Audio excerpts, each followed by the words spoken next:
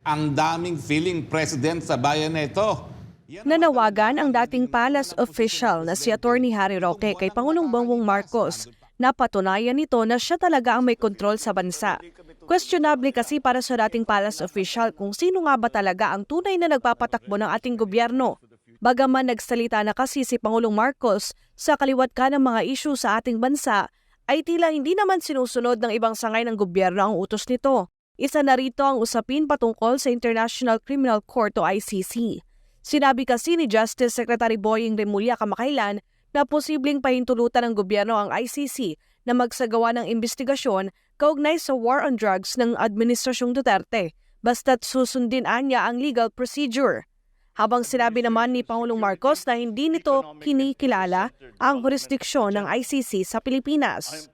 Bakit ang kalihim ng Secretary of Justice 5 araw pa lang ang nakakalipas? Ang sabi, makipagtutulungan na raw tayo sa ICC. Ang dahilan, dahil nagkaroon daw ng resolusyon ang Kamara de Representante.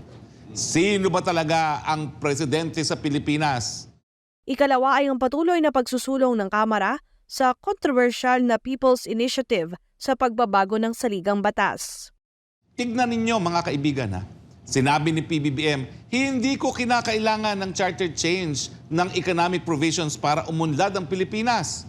Anong ginawa ni Speaker? Kinakailangan natin ng charter change sa mga economic provisions. Ani Roque, tila mas makapangyarihan at mas sinusunod pa umano ng mga mambabatas ang House Speaker kaysa sa Pangulo. Pinatigil din ni Presidente ang pirma, tuloy pa rin, di ba? O, ang SMNI, kakampi naman ni PBBM sa eleksyon, pinasara pa rin, o, di ba? Ngayon naman, ang sinasabi niya, hindi makikipag-cooperate sa ICC. Bakit nagsalita ng ganoon si Justice Secretary Remulla? Hindi nga po natin alam kung sino talaga ang in control ng Pilipinas ngayon. Iisa lang po ang presidenteng hinalal ng taong bayan. Yan po si PBBM. Pero bakit ang Speaker at ang kanyang mababang kapulungan para bagang sila na ang feeling president at sila ang nasusunod?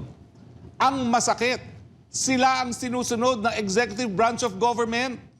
Kaya naman, nanawagan si Roque sa Pangulo na ikonsidera ang pagpapalit ng liderato sa Kamara upang hindi na maguluhan ang taong bayan. Palitan nyo na po ang inyong speaker. Hindi naman po dapat na dahil lamang sa kanya, tayo magkakawatak-watak.